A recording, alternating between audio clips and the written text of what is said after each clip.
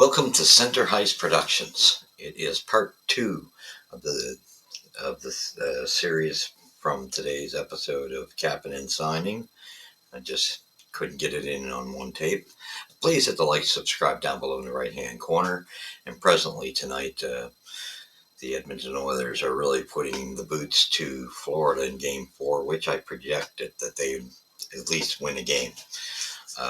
After going down 3-0, they wouldn't want to get swept. However, I don't know if they should be putting the boots to like that, because I think in the next game you're going to get one heck of a response back from Florida after that type of a shellacking.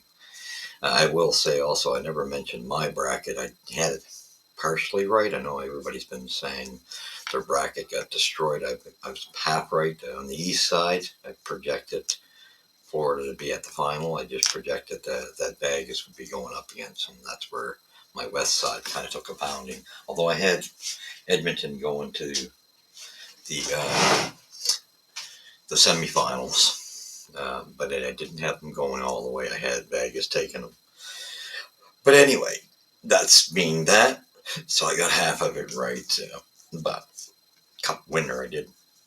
Anyway, well, I think we all got destroyed on that. But anyway, now we're going to get back to the final piece of what I wanted to get at, and this is going to rock a lot of Habs fans. Because it was just a matter of a discussion. I got into another Habs fan that knows their hockey as well, and we got into this, and I thought, no one's talking about this.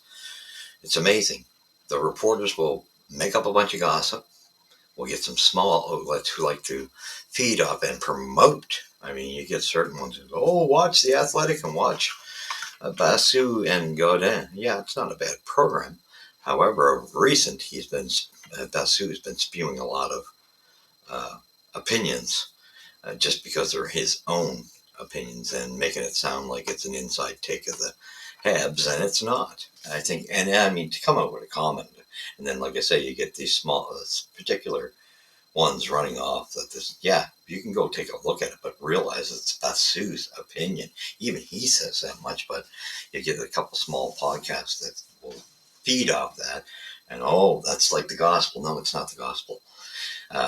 Arpon Basu is not hired by the Montreal Canadiens. So, hate to break it to you, those who want to spew the gossip, there's nowhere where I see in his title that he's working for the Montreal Canadiens executive. So, you might want to stop and just start listening to Hughes and Gordon, or a representative from the Montreal Canadiens, right? Instead of thinking someone's going to be are talking their own opinion like it's the gospel. Come on, let's stop. So anyway, and all of us know there's a good chance we can all say that, and anybody figuring with Montreal's track record the last 2 seasons under this new regime, they have traded away the second pick. So that's no new story. That's been the trend of Hughes' trades, using that second as, he did it for Doc and then he did it for New. Come on. Is that supposed to be oh, wow. No, everybody knows, are just following the trend that these guys have. But anyway, we're going to get to the topic that is really going to rock you, that I don't, rock Habs fans. And this is something that's actually factual. It's the truth, and something we're just not focusing on, and we should be, because this could totally turn around our rebuild and set us back quite a bit to fix. 2 of the players came from the Bergevin time frame, where they deserve credit for our defense. They did make a lot of the picks of these defensemen, and got to give them credit for that. And then, the 2 forwards were the reclamation players. So here's the problem. Better be thinking about this, Habs fans. This is why I want to make you aware and start thinking this is what you should be concerned about. We put a lot of stock in Caden Gooley as being the up-and-coming number 1 defenseman. Now he'll never, I think he's this year he took a bit of a step back compared to his prior year, but injury-wise, it's been both years, and it's getting concerning. It seems like he's had a few injuries both seasons in a row. Is he injury prone? Starting to wonder, and he's been concussed a couple of times, and that's placing himself into bad positions. He's got to get a grip on that, or he's not going to have a long career, and it's going to be shortened, and we may have to do something. So that's very concerning because he should really be with his potential. He's a great skater, different style of player than Matheson, and I think that's one thing they got to let him.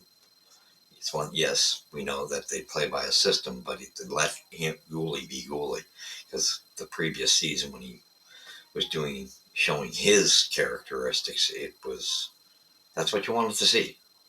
And putting him on the right side, yes, he's probably the only guy that could do it out of the kids, and he's shown that, but it's not his strength. So, and who he'll be with, he's not going to be the scoring type like Matheson. Now, he'll definitely, if he can stay healthy, he'll definitely excel at producing more and having more offensive things happen for him, but not at the pace of Matheson. He's not that type. However, I can see him being placed with whoever ends up being the number two, being the offensive threat, whether it's Lane Hudson or Mailloux. That'll be the question mark. But it will be none of that if Gooley doesn't stay healthy. So very concerning. Then we got our next guy who wasn't even drafted, and we all love him as well, and bring something to the Habs, and that's Arbor Jacki. Now, a couple injuries, actually more than a couple. He's had two shoulder surgeries. That's getting concerning, and a few injuries in these 2 seasons. With the hit from Vaskevich there from Vegas, that was an injury of its own. And then you got the two shoulders. He's had some issues. That's got to worry us again. This is somebody we're relying on for the future and weighing heavy on, and could change things drastically if he doesn't pan out, when we may have to do something. Then we go to the reclamations, where Doc is fabulous and could have. Shame he went down so quickly this season, because he was looking like the best forward all the way around, looking like the best Montreal Canadian in those 2 games he played, and to go down. But again, look at the injuries. A couple of them the first season with the Habs, and he's had injuries with Chicago. He's had injuries, prior to Chicago in his junior play. So very, very concerning. He's probably the one to be the most concerned with. And then I would put Gooley right after him. And and Arbor, and the fourth guy, Newhook, who's the second reclamation, and he's a great third liner. Shows great potential of being a strong winger for the third line, and he is a winger, and he is a third line player. They've been putting him on second line a lot. He's out of his chair there, and that's only because we got a bunch of fourth liners. After our first line is exceptional, but after that you only got Doc, and he was injured all the time. After that, it's all fourth liners. So yes, of course you would be utilizing Newhook to have to move up in a position he's not in a top 6, where he's really not a top 6 player. He is a third line winger.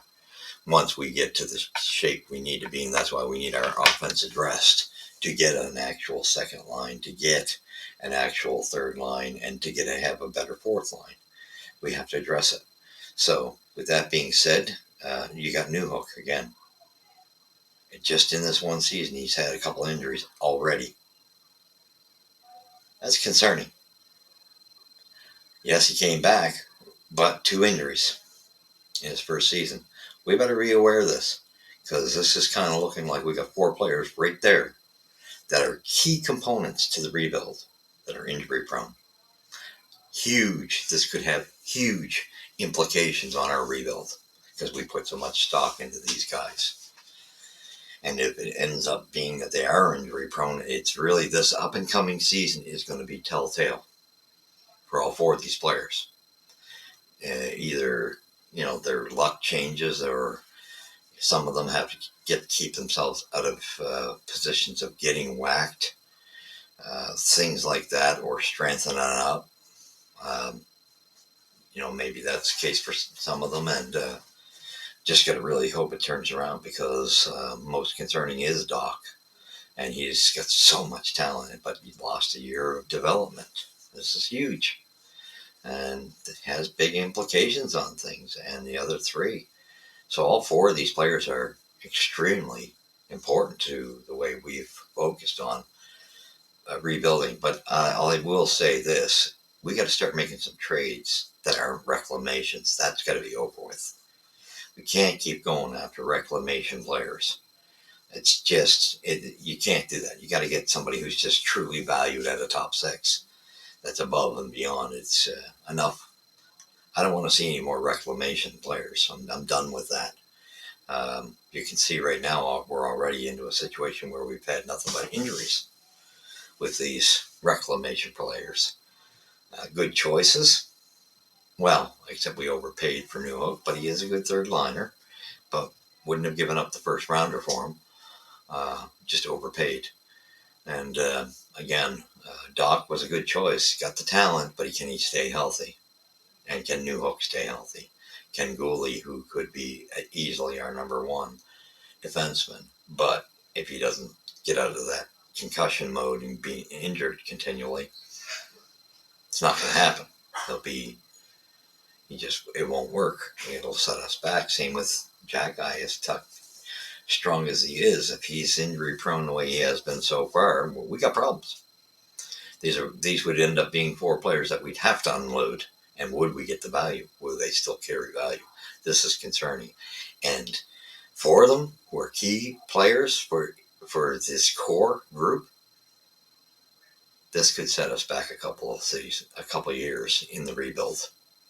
That's how serious the implications are, and I don't think anybody's thinking of that. And that's what we need to focus on. This is not gossip. This is the facts. These guys have shown. Just go look at the injuries they've had. It's the facts of what's just happened, and we better be keeping an eye on it.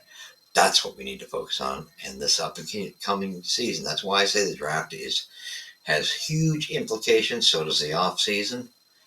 Huge implications for the halfway point of a rebuild.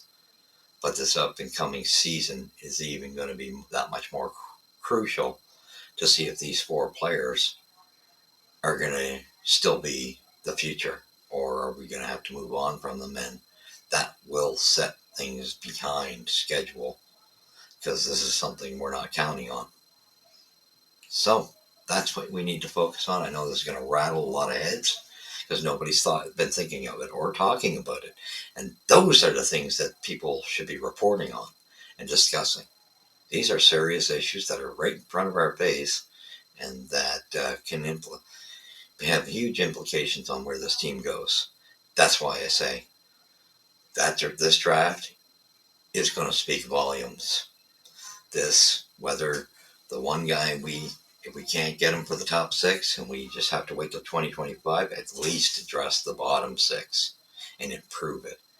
And you can still do that much with free agency. You can at least improve the bottom six if you can't address the top six immediately, because a lot more will come up in 2025. But this has serious implications, and this is part two of it. Great signing by Kapanen today. And all you fathers tomorrow, have a great Father's Day within the Habs organization and Habs players who are fathers, anybody who's a Habs fan, and anybody who's a father. Happy Father's Day. And where'd you see it first? You've seen it here at Center Hice Productions. And I just had to get into this because I deemed it as something none of us have been focusing on. I'm even guilty of. Maybe I should have looked at this sooner. So anyway, thank you for joining me. You've seen it here at Center Heights Production. Tell your friends and family. And please comment. Leave your comments. Keep them respectable. That's all we ask. But let me know your thoughts, because we're all entitled to our thoughts and opinions. None of us are 100% right. But we're all entitled to our opinion and should be able to accept that from each other. Bottom dollar. The only thing I go up against is gossip. That's the only thing I just have a hard time accepting, is just when somebody just rides on total gossip.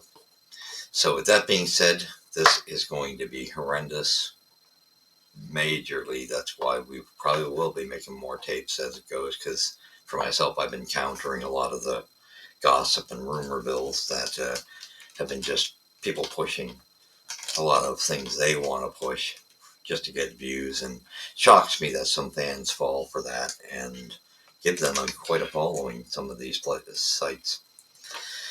But it's really, do you want the truth and things we should be focusing on? That's what this channel stands for.